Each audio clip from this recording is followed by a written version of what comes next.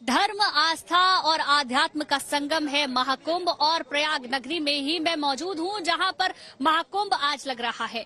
यहां तमाम तरीके की व्यवस्था की गई है, लेकिन बड़ी संख्या में श्रद्धालुओं को आना है तो सुरक्षा के भी व्यापक इंतजाम किए गए हैं।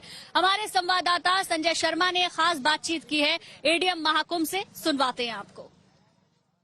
महाकुंभ मेले के आयोजन के अवसर पर प्रशासन के लिए सबसे बड़ी चुनौती होती है आम श्रद्धालुओं को किसी भी तरह की कोई दिक्कत ना हो और साथ ही अखाड़ों का अमृत स्नान बिल्कुल निर्विघ्नता पूर्वक किसी भी बाधा के संपन्न हो जाए। इसीलिए अखाड़ों के आने और जाने के, गंगा तट पर आने के और स्नान करके वापस जाने के अलग अलग रास्ते होते हैं।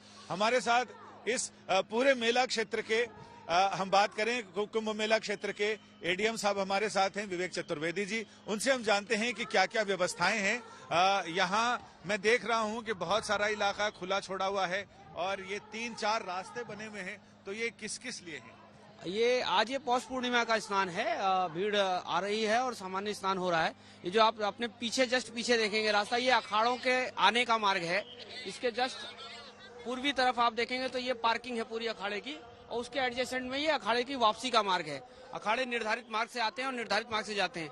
इस तरफ आप देखेंगे तो ये प्रशासनिक लेन है और उधर आम पब्लिक की लेन है जिसपे अभी पब्लिक चल रही है। तो वो अखाड़ों को स्नान करता देखने, उनका शाही जो जुलूस आता है अमृत स्नान के लिए, उसको देखने की एक परंपरा सी रही है। पब्लिक काफी जिज्ञासावश और आशीर्वाद स्वरूप उन लोगों को देखती है, उनका आशीर्वाद भी लेती है।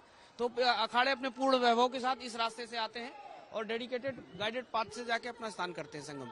तो इसमें हमने देखा है कि जब अखाड़े स्नान के लिए जाते हैं तो उनके जाने के बाद जब वो सवारियां लौटती हैं, आम जनता वहां की धूल मिट्टी लेने के लिए भागती है कि संतों ने यहाँ पांव रखे हैं। हाँ, ऐसा होता है, परंपरा से ही पब्लिक ऐसा करती है।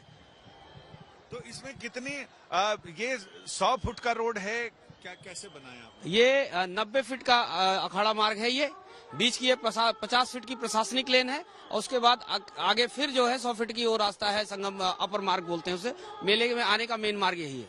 अच्छा, और जो उस तरफ का कॉरिडोर है वो अखाड़ों के लौटने के लिए है? हाँ, पार्किंग के जस्ट पूर्व तरफ आप देखेंगे जहाँ शौचालय लगा है, उसके और पार्किंग के बीच में जो रास्ता डेडिकेटेड दिख रहा है आपको, ये अखाड़े के लौटने का मार्ग है। यहाँ पर यह भी रहता है कि अखाड़ों के जो संत महंतों के रथ आते हैं फिर वो मोड़ कर लगा दिए जाते हैं, पार्किंग में इतनी व्यवस्था की। हाँ, वो यहाँ से उनके जो नागा सन्यासी और जो पैदल आ रहे हैं सन्यासी, वो संत पैदल निकलते हैं। बाकी लोग अपना पार्किंग में गाड़ी लगा करके फिर स्नान करते हैं और वापस इसी में आकर के पार्किंग से उधर से निकल के महावीर पॉन्टून पुल से उस तरफ चले जाते हैं। तो कितने पॉन्टून पुल से सवारियां आएंगी और कितनों से वापसी का मार्ग है? पॉन्टून पुल जो त्रिवेणी है उससे अखाड़े जनरली आते हैं और वापसी के लिए महावीर को अडॉप्ट करते हैं। तो अगर उनके इनकेस ज्यादा की जरूरत रहेगी तो त्रिवेणी में 3 पॉन्टून पुल बने हैं।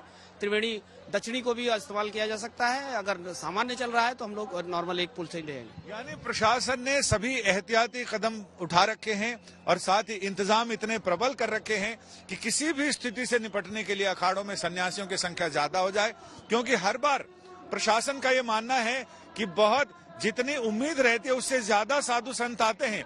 साधु संतों का भी कहना है कि बहुत सारी ऐसी दिव्य आत्माएं, दिव्य पुरुष जो इस दुनिया में नहीं हैं, लेकिन अखाड़ों के स्नान के समय वो भी शरीर धारण करते हैं और यहाँ तक आते हैं। यही वजह है कि नागाओं की संख्या अचानक काफी बढ़ जाती है और उस समय प्रशासन के लिए यह जरूरी है कि वो एहतियाती कदम, यानी आगे क्या हो सकता है ऐसे भविष्य की सोचकर कदम पहले से उठा कर रखे। जैसा कि चतुर्वेदी जी ने बताया कि बहुत सारे एहतियाती इंतजाम किए हुए हैं। अगर स्थिति ऐसी हुई तो ऐसा इंतजाम रहेगा और स्थिति अगर बदल गई तो बदला हुआ इंतजाम कैसे होगा।